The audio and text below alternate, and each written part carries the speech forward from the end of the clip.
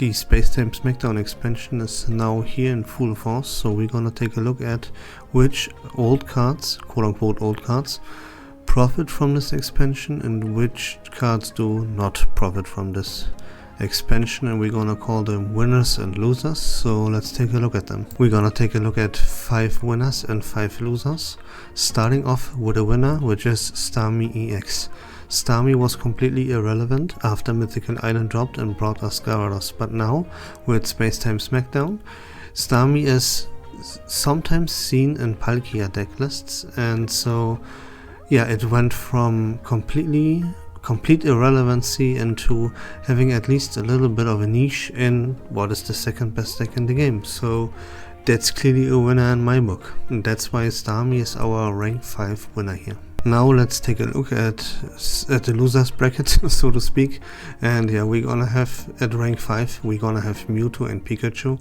I have to name these two together because yeah, they suffer the exact same fate as to they were one of the best decks in the game, like of course after Gyarados, but yeah, before Space-Time Smackdown they were pretty relevant and on top of the meta, right? It's very successful decks, but right now they are barely even seen anymore. They are not bad by any means, they're very strong, especially Mewtwo is still a very viable deck, but yeah, I guess people are just so sick of seeing these two dominating for so long and they move on to new things, right? And even if they're a little bit underplayed and people think they are worse than they actually are, fact of the matter is they are not on top of the meta anymore. It's now about Darkrai, Palkia and Gyarados. So yeah, these two fell off quite a bit, and that's why they are rank 5 losers. Moving back to the winners bracket and looking at rank 4.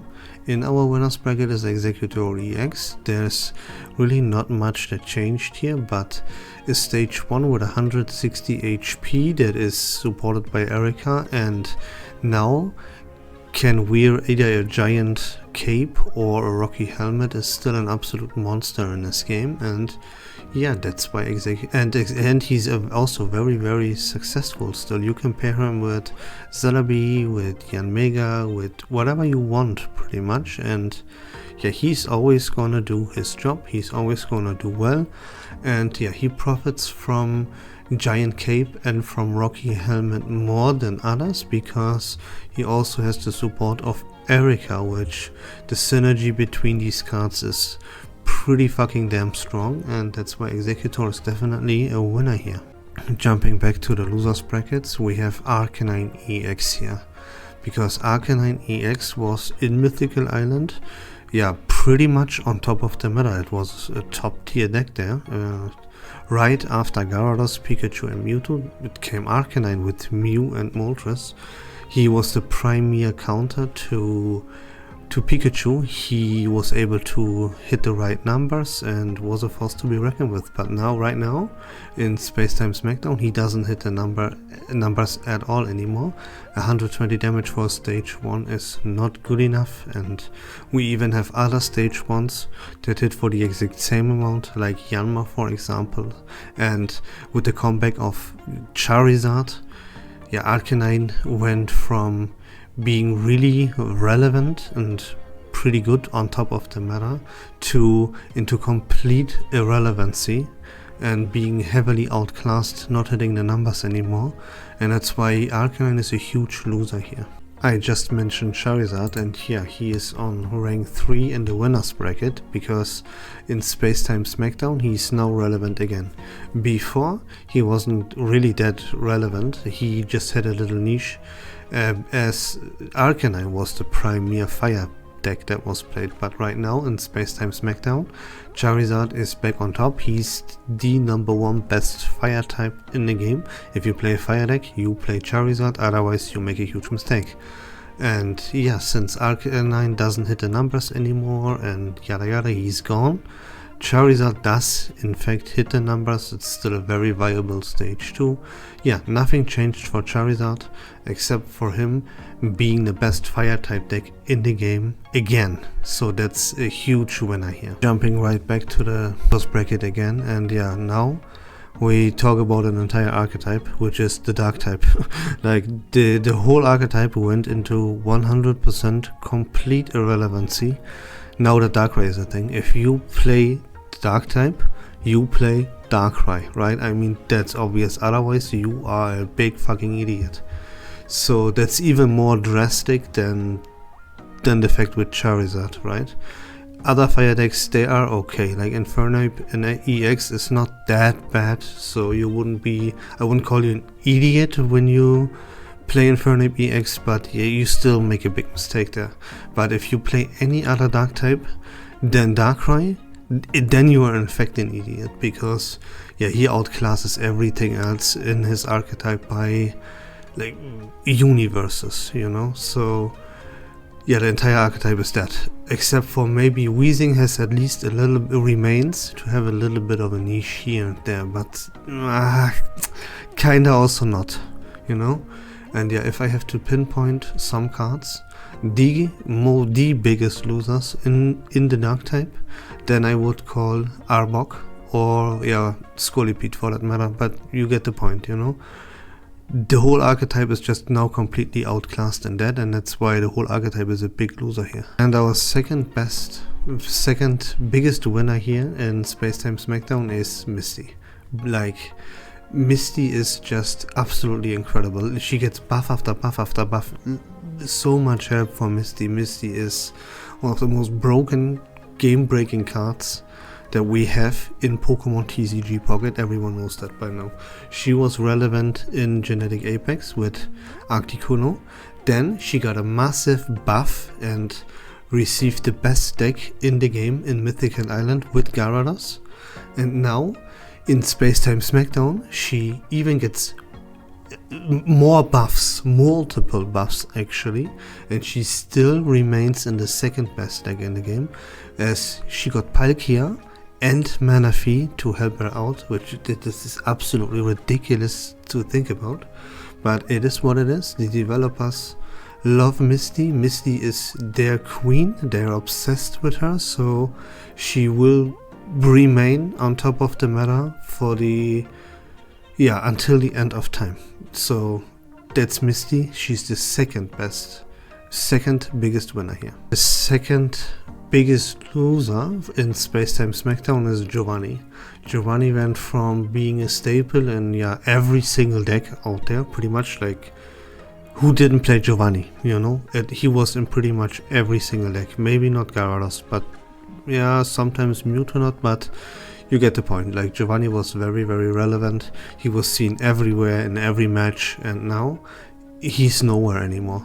No deck, he doesn't make the cut anymore. That is mainly due to Giant Cape, of course, and the fact that Giant Cape increases your HP by 20, but if you deal 10 damage more, the damage is completely negated and outclassed. So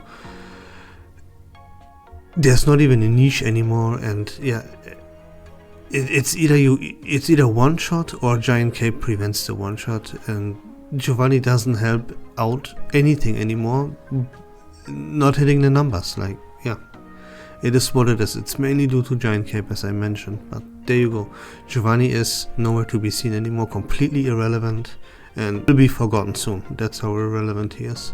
So he's the second biggest loser. Instead of moving on and revealing the biggest winner of this expansion, I will first of all reveal the biggest loser of this expansion, and let's make this a little bit fun, and go to my comment section and tell me which card do you think is the biggest winner and which card is the biggest loser before I reveal it. Okay, pause the video right now and go tell me in my comment section down below who's the biggest winner, who's the biggest loser, and see how much you actually know about this game. I'm really curious if anyone could guess both cards right, maybe even just one. One should be really obvious, honestly. The biggest winner here should be very, very obvious. But let's do that. Pause the video and go to my comment section. Okay, now that you did that, it's time to reveal the biggest loser in this expansion, and that is Red Card. Not only is Red Card completely irrelevant now, but before it was seen like frequently very often decks played the red card. And not only is red card completely irrelevant and nowhere to be seen anymore, no. There's a card with Mars who is just a better red card. So red card is not only completely outclassed here, but the card Mars that outclasses the red card by a mile, right, obviously, is also nowhere to be seen. So yeah, red card is the biggest loser here by far. Not as I just said, not only is it completely irrelevant, no, the card that outclasses it also very irrelevant. So it's like red card got a wound and there was soul dropped into that wound on top of that. So yeah, red card, that is a tragic story right now, but yeah, you are the biggest loser and there's no question about that whatsoever. Okay, that was it. Now there only remains the biggest winner from Space Saint Smackdown. And drum rolls please. Who is it? Did you guess it right? It's Magneton. And it's not even close, or I mean obviously, right? This card went from having a little tiny niche at best with this Raichu Lieutenant Surge combo that you know everything about. And yeah, that was it for Magneton. But now not only receiving an evolution that he can set up for free without ever needing any energy attachment whatsoever. And yeah, not only that, as I said, he's also now part of the very best deck in the game.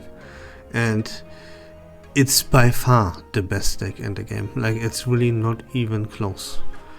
So if I could ever call a card a winner that is not Misty, then it has to be Magneton here for sure. Like, from a little tiny niche that was pretty mediocre at best, to being by far the best deck in the game is such a ridiculous boost in power. Like, it's actually crazy, you know. Only Misty can keep up with this. But again, like Magneton, he doesn't even receive an evolution that is like a very powerful EX or something. No, it's just a regular Magnezone that is, yeah, not even like the most powerful thing. It's not even an EX, you know. And still being part of the best deck in the entire game right now from having a little niche is just absolutely insane. That is the biggest winner by far here from this expansion. And there we have it. We did it. If you like Pokemon TCG Pocket content in general, please consider leaving a follow on my channel. I would really appreciate it. But until next time, take care of yourselves, have a great day, and bye bye.